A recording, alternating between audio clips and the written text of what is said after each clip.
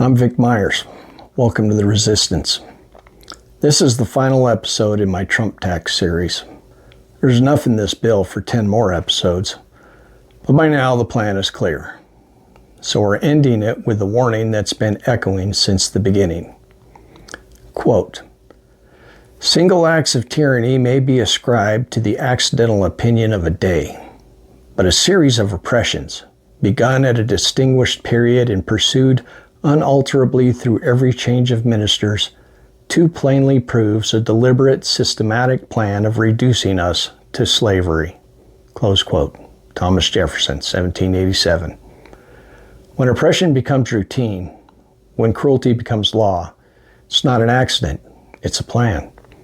In every corner of government, from healthcare to education, from environmental policy to immigration enforcement, this bill stripped power from the people and handed it over to the oligarchy. They told us it was a big, beautiful bill, that it would bring prosperity by cutting waste and fraud and boosting the economy to heights we've never seen. But it doesn't deliver prosperity. It delivers control. It delivers oppression. It punishes the vulnerable and it rewards the rich. It doesn't protect families. It doesn't preserve community. It tears down the institutions that hold this country together, the ones that protect our health and our rights and each other. And the ones it doesn't break today, it weakens for tomorrow. To paraphrase Timothy Snyder in On Tyranny, democracy doesn't die in a gunshot. It dies in a budget line, a cabinet appointment, a rule change that nobody notices.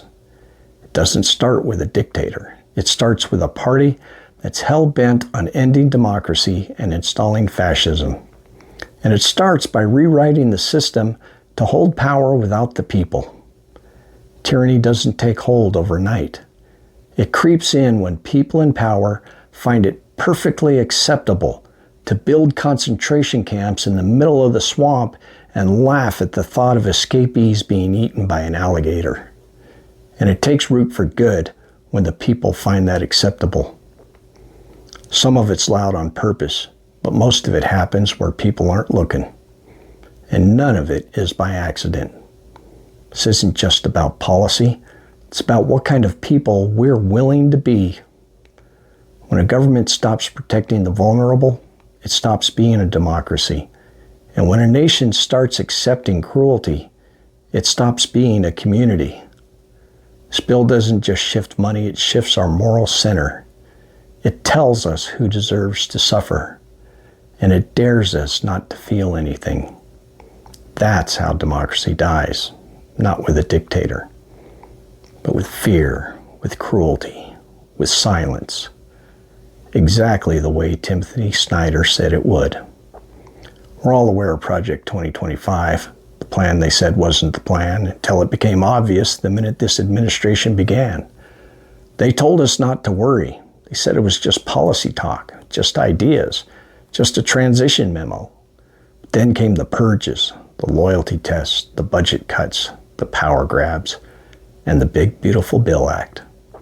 This bill is a part of Project 2025, not an accident, not a coincidence, the plan already in motion.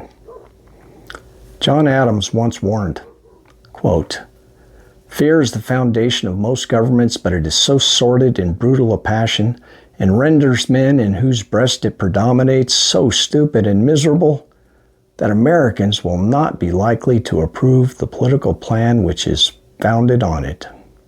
Close quote. So now we have to ask, will we prove him right? Or are we already proving him wrong? The big beautiful bill, the Trump tax, call it what you want. It is designed to tear down democracy. This isn't dysfunction, it's design, built to concentrate power, to reward loyalty, to punish dissent. Cruelty is the message, corruption is the strategy, fear is the control. John Adams believed Americans wouldn't stand for that. Now it's on us to prove him right. Thanks for listening. Good day.